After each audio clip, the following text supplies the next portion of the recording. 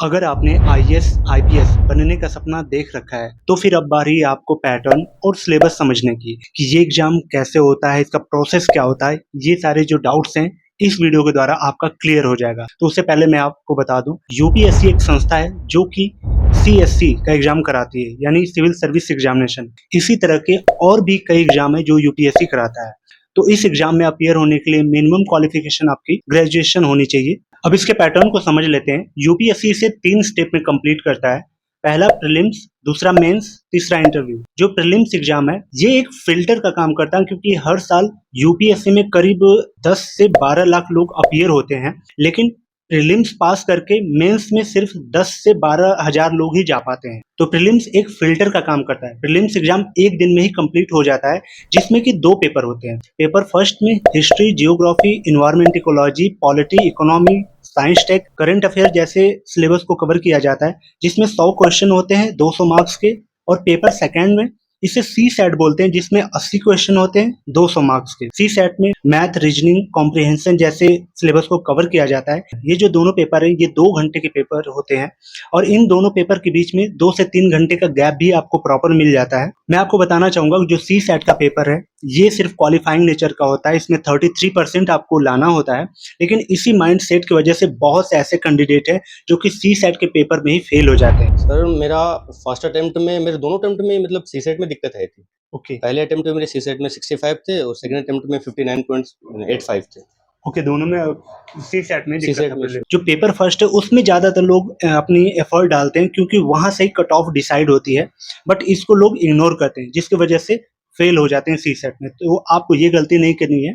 UPSC ने सी set के paper को 2011 में ऐड किया था अपने पैटर्न में, जिसका मेन मोटो था कि एक एस्पिरेंट का क्रिटिकल थिंकिंग और उसकी एनालिटिकल स्किल को जांचा जा सके। अब बात करते हैं अपने सेकेंड स्टेप मेंस की। मेंस में 9 पेपर होते हैं, और ये लगभग 1 हफ्ते तक ये पेपर चलता है, और हर पेपर आपको लिख के पास करने वाला एग्जाम है। इन 9 पेपर में 2 पेपर क्वालिफाइंग नेचर के होते हैं, जो कि 300 नंबर के होते हैं, और बाकी जो 7 पेपर होते हैं वो 250 नंबर के होते हैं। तो जो क्वालिफाइंग नेचर के हैं उनमें एक इंग्लिश कंपलसरी होता है। बाकी जो एक क्वालिफाइंग नेचर वाला है, जो हमारे संविधान में 22 भाषाएं हैं उनमें से कोई एक लेना होता है। उसके बाद एक ऐसे का पेपर होता है, आपको 2 ऐसे लिखना होता है जो कि 125 मार्क्स के होते हैं, और एक ऐसे आपका 1000 से 1200 वर्ड्स तक लिखना होता है। उसके बाद 4 जीएस के पेपर होते हैं, GS1, GS2, GS3, GS4। ये जितने भी पेपर मैं आपको बता रहा हूँ ये 3-3 घंटे के होते हैं। उसके बाद आपका ऑप्शनल का सब्जेक्ट होता है एक, इसमें आप ऑप्शनल चूज करते हैं। ये ऑप्शनल का 2 पेपर होता है 250 नंबर के। ऑप्शनल सब्जेक्ट आप अपने इच्छा से चुनते हैं कि आपको कौन सा लेना है। जैसे आपको कुछ ऑप्शनल का नाम लूं तो Hindi literature, PSIR, history, geography, public administration, बहुत से ऐसे पॉपुलर ऑप्शनल सब्जेक्ट हैं जो कि एक एस्पिरेंट लेते हैं। अगर आप चाहते हैं कि मैं एक वीडियो बनाऊं ऑप्शनल के ऊपर कि ऑप्शनल को कैसे चुने, उस पर क्या क्या फैक्टर्स होते हैं, चुनते समय क्या क्या ध्यान रखना होता है, तो मैं एक प्रॉपर वीडियो बना दूंगा, आप कमेंट कर दें।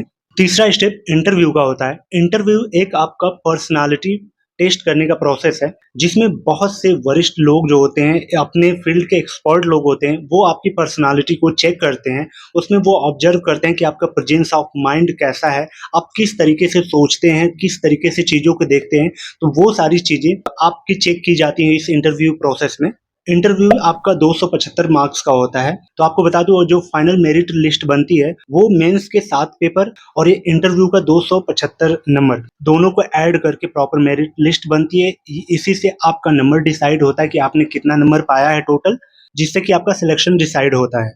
उसके बाद का प्रोसेस तो आपको पता ही है। उसके बाद लोग लवासना के लिए जाते हैं, जो कि एक हर एस्पिरेंट का ड्रीम प्लेस है। लवासना मसूरी में है, वहाँ पे ट्रेनिंग होती है एक आईएएस की, और आईपीएस की हैदराबाद में होती है। तो ये रहा आईएएस आईपीएस बनने का पैटर्न और ये सिलेबस। इस तरीके से होती हैं चीजें। कोई कमी रहेगी वो भी सजेस्ट करें, और भी किसी तरह का डाउट हो वो भी कमेंट कर दें, ताकि मैं अगली वीडियो उस टॉपिक्स पे कवर कर पाऊं। अगर चैनल पे पहली बार आए हैं तो हम इसी तरह की वीडियोस कवर करते हैं यूपीएससी सीएससी से रिलेटेड, तो चैनल से जुड़ सकते हैं।